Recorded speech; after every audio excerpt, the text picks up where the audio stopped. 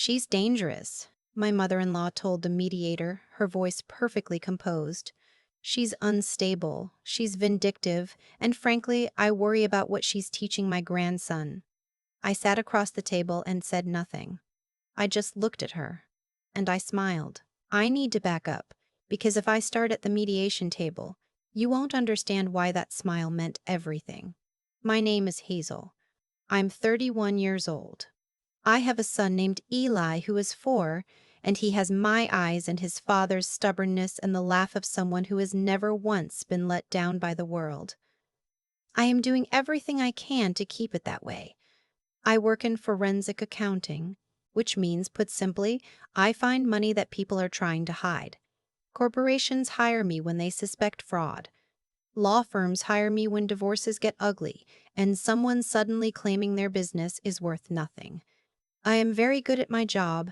I have been doing it since I was 24, when I graduated top of my program at Georgetown, passed my CFE on the first attempt, and walked straight into a firm that had a wait list. None of that mattered to my ex-husband's family. To them, I was always just the girl who got pregnant too fast and trapped their golden boy into a life he didn't want. His name is Brett. We met at 26. He was funny and charming and made me feel, for a brief window of time, like someone who deserved to be seen. We got married after a year because I was pregnant and because I thought that was what you did when you loved someone. His parents, his mother Vivienne and his father Conrad, flew in from Scottsdale for the wedding and spent the entire reception talking to each other at a corner table. That was the first sign.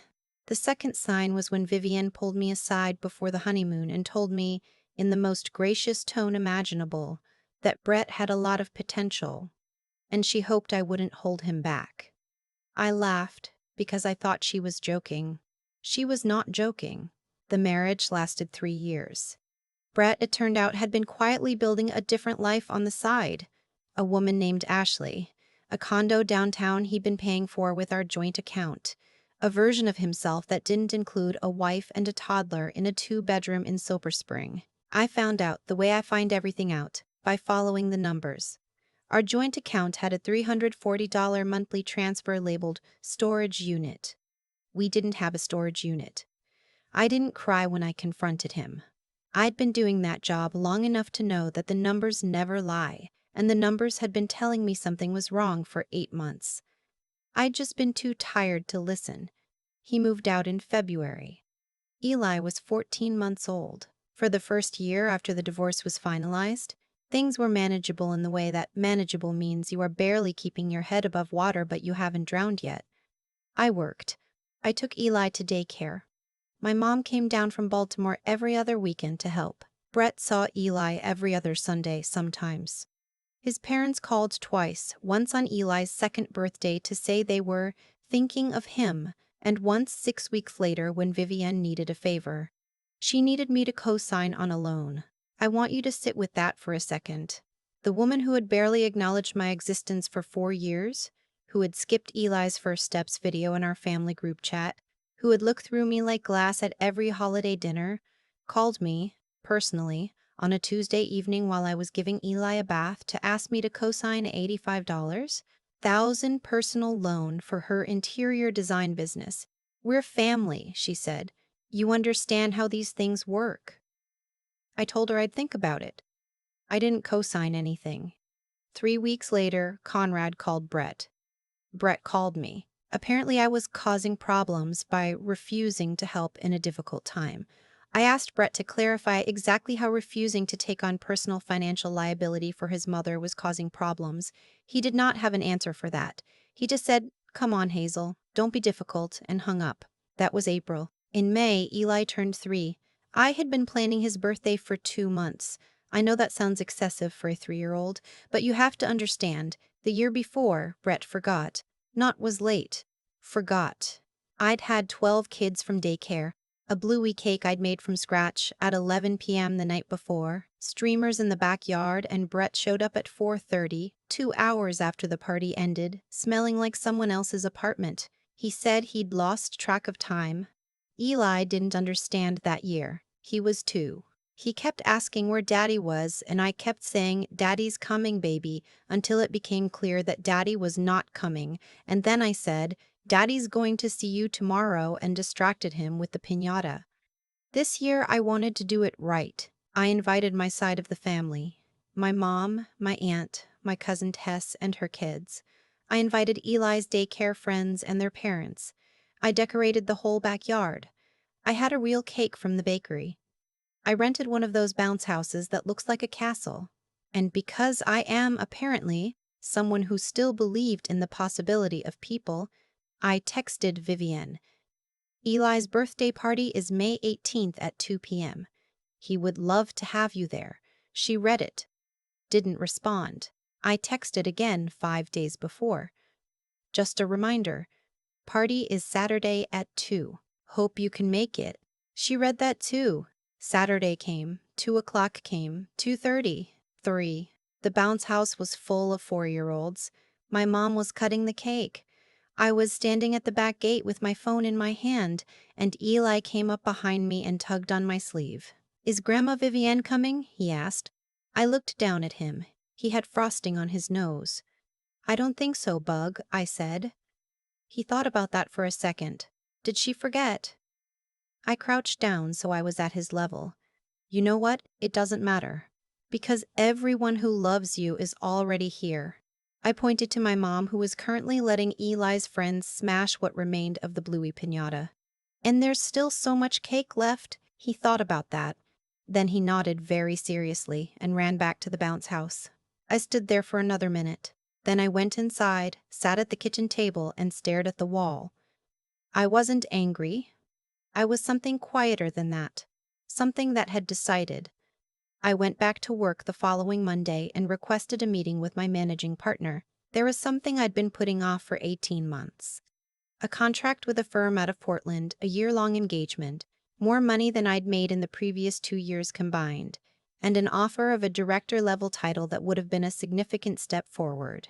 I'd turned it down originally because Brett and I were still negotiating custody arrangements, and I didn't want to disrupt Eli's routine. Then I'd put it off because I was exhausted. Then I put it off again because I wasn't sure I deserved it. I called the Portland firm that afternoon. The contract was still available. I accepted it. Then I called my attorney. Brett's custody arrangement had been informal for most of the year, alternating Sundays, occasional overnights, nothing formalized beyond the divorce decree. My attorney had been telling me for months that this was not in my favor, that without a formal parenting plan, I had no legal recourse when Brett flaked, that the current arrangement was built on goodwill, and goodwill was not a legal document. "I want to formalize everything," I told her. "Parenting plan, child support calculation, all of it." She asked me what changed. I told her about the birthday party. She was quiet for a moment. "Okay," she said. "Let's get to work." What happened next caught me off guard, and it shouldn't have. I knew better. I'd seen it 100 times in my professional life. The moment someone realizes they're about to be held accountable, and the way they respond is almost never graceful. Brett's attorney sent a letter 2 weeks after we filed. It was 17 pages. It alleged that I was an unfit mother, that I was using the child as a pawn, that my new professional engagement constituted a material change in circumstances, and that Brett was seeking primary physical custody. I read all 17 pages at my kitchen table after Eli went to sleep. Then I made a cup of tea, sat back down, and read them again. I wasn't scared. That surprised me. I thought I would be scared. Instead, I felt something very calm and very clear. The same feeling I get when I'm 3 weeks into an audit, and I've just found the anomaly that unravels everything. The feeling of knowing exactly where this is going. I called my attorney first thing in the morning. "They want primary custody," I said. "I know. He has missed 14 of the last 26 scheduled visits." "I know. I've been documenting." His mother called me in April and asked me to co-sign a loan. I have the call log. There was a brief pause. "Hazel," my attorney said, "I need you to understand something. What I'm about to ask you to do is important. I need you to not respond to any of this in writing. Don't text Brett. Don't email Vivienne. Don't post anything. Don't explain yourself to anyone. Just let me do my job. I can do that, I said. Good. Now, tell me everything. I told her everything. About the $340 monthly transfer to storage. About the 8 months I'd tracked it before saying anything because I wanted to be certain. About the loan request. About the birthday party. About the 14 missed visits. About the time Brett showed up to drop Eli off and Eli cried when he had to go back to him. Not because he didn't love his father, but because Eli didn't know him the way he knew me, didn't know his Tuesday habits, or his preferred pajamas, or the exact way he needed to be held when he had a bad dream.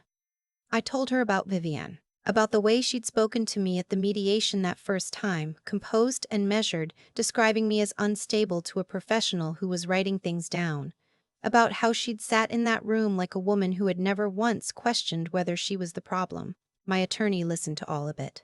Then she said, "You keep a lot inside, don't you?" "Occupational hazard," I said. She laughed a little. "Okay, here's what we're going to do." The formal mediation was scheduled for a Thursday in September. My attorney had filed a motion for a formal parenting plan 6 weeks prior, with documentation of Brett's attendance record, documented income on both sides for child support calculation, and a character statement from Eli's daycare director that described, in professional and measured terms, the difference in Eli's demeanor on the days following his father's visits versus the days he was in my care. Brett's attorney had clearly not expected the attendance record. Brett's attorney had also clearly not expected that I would show up with 7 months of bank records, 3 months of text documentation, and my own financial disclosure that included my new director-level title, my salary, and the name of the firm in Portland. Vivienne was in the waiting room when I arrived. She caught my eye and looked away. Conrad was with her, scrolling on his phone. I found a seat on the other side of the room and opened my notes. The mediator called us in at 9 a.m.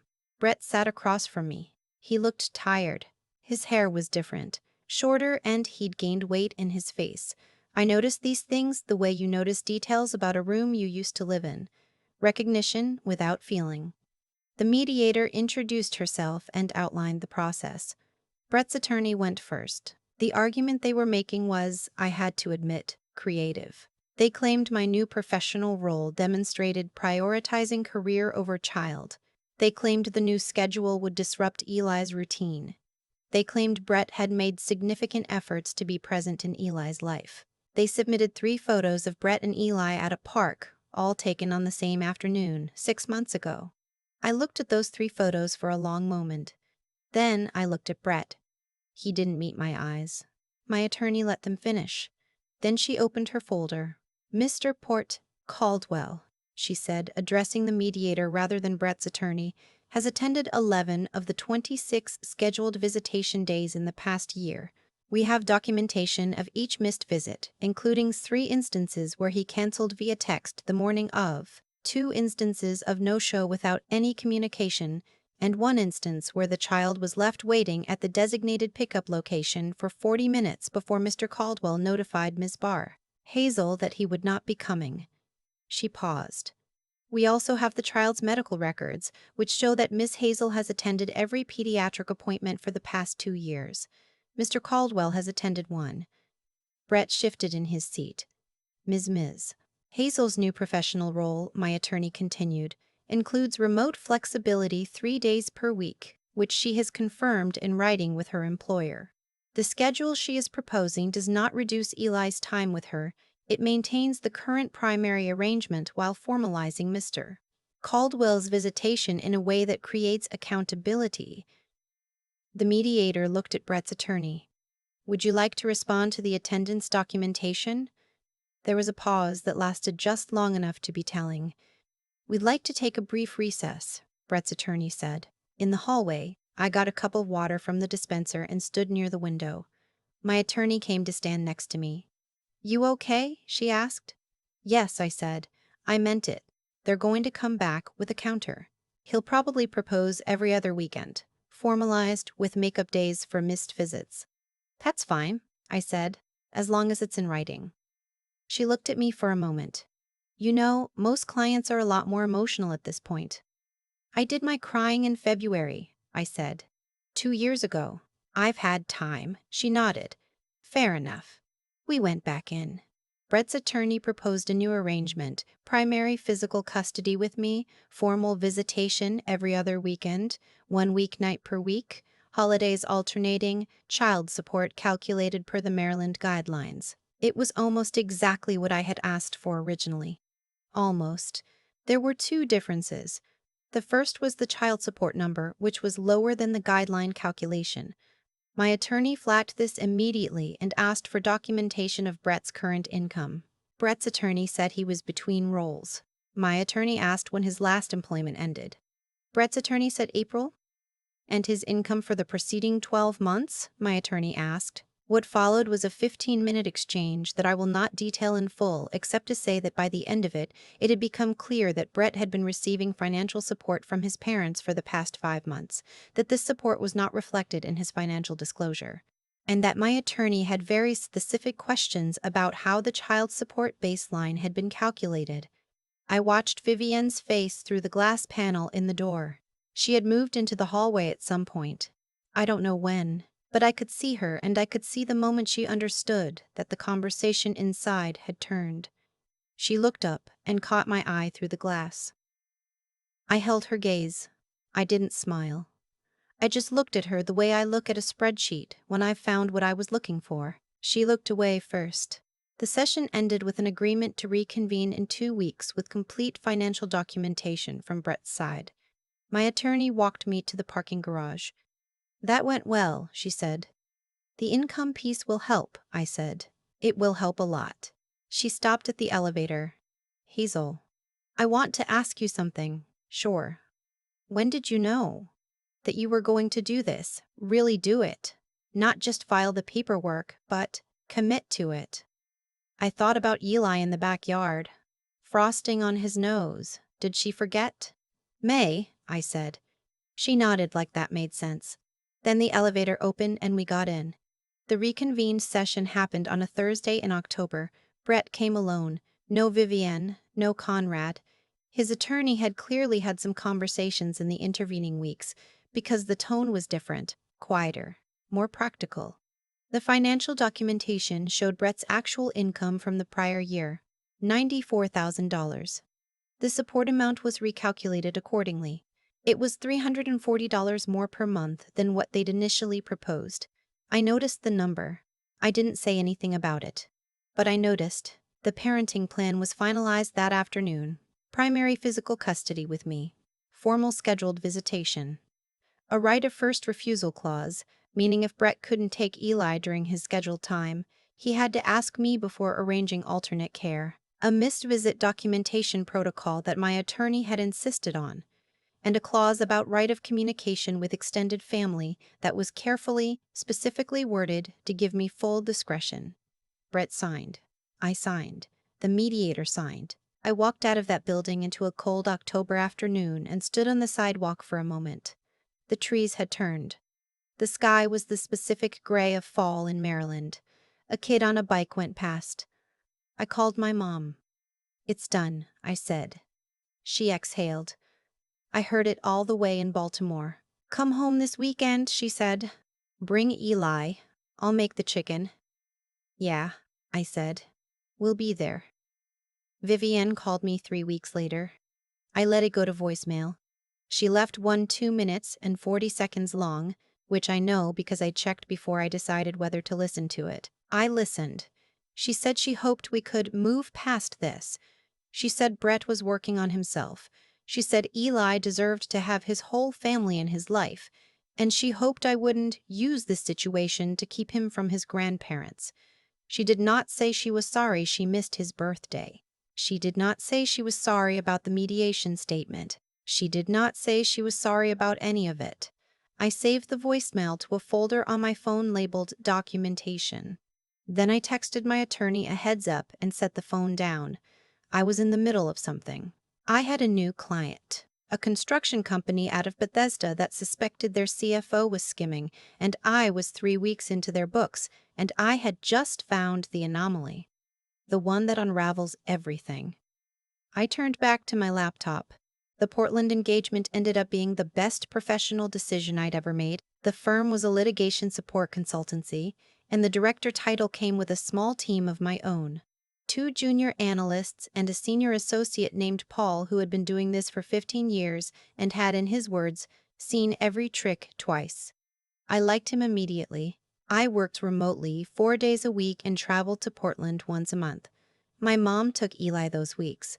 On the weeks I was home fully, completely, without the specific exhaustion of someone who is spending energy pretending a marriage is working. I got better sleep in those months than I had in years.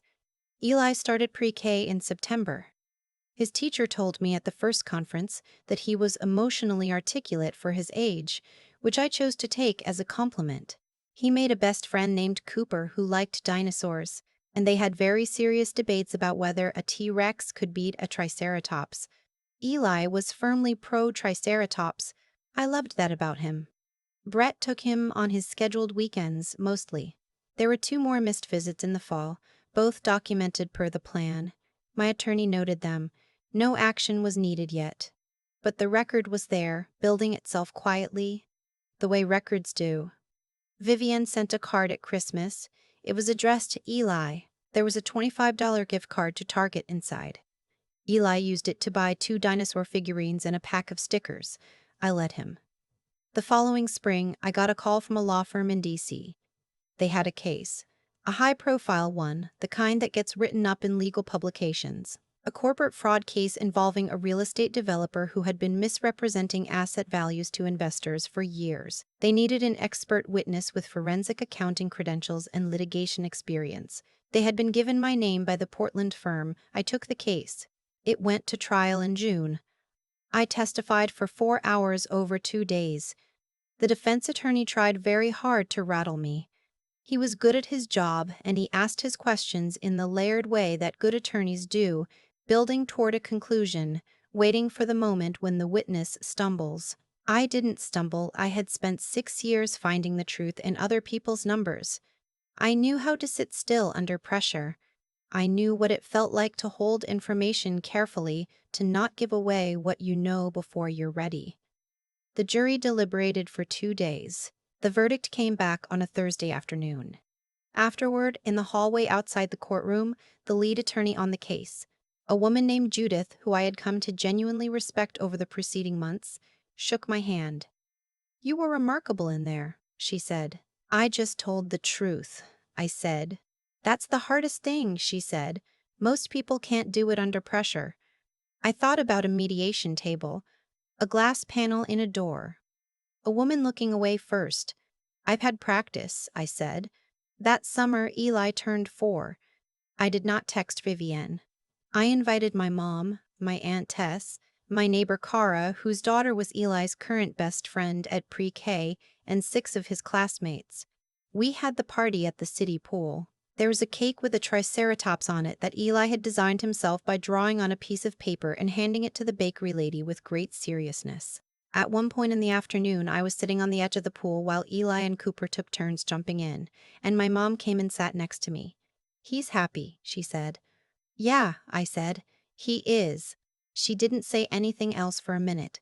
We just watched him jump. He had his arms out like he was flying every time, and he came up laughing every single time, like it surprised him. "You did that," my mom said. I didn't argue with her. I don't tell this story because I'm angry. I want to be clear about that. I'm not angry at Brett. I'm not angry at Brett. I'm not angry at Vivienne. What I feel when I think about those years is something closer to distance. The feeling of looking at a city you used to live in from the window of a plane. Recognition. A little sadness. Mostly the understanding that you live somewhere else now, and it suits you better. What I learned, working the job I work, is that the truth doesn't need your help. It just needs time. You don't have to fight for it, argue for it, or explain it to the people who don't want to see it. You just have to document it, carefully and completely, and be patient. I am very good at being patient. Eli starts kindergarten in the fall. He is going to be the kid who knows that a triceratops would absolutely win. He is going to have his mother at every school event, every doctor's appointment, every birthday. With a cake he helped design himself and the specific, uncomplicated knowledge that the people who showed up for him did so because they wanted to. That's what I sent one formal letter to accomplish. It worked. People ask me sometimes if I regret staying quiet for so long.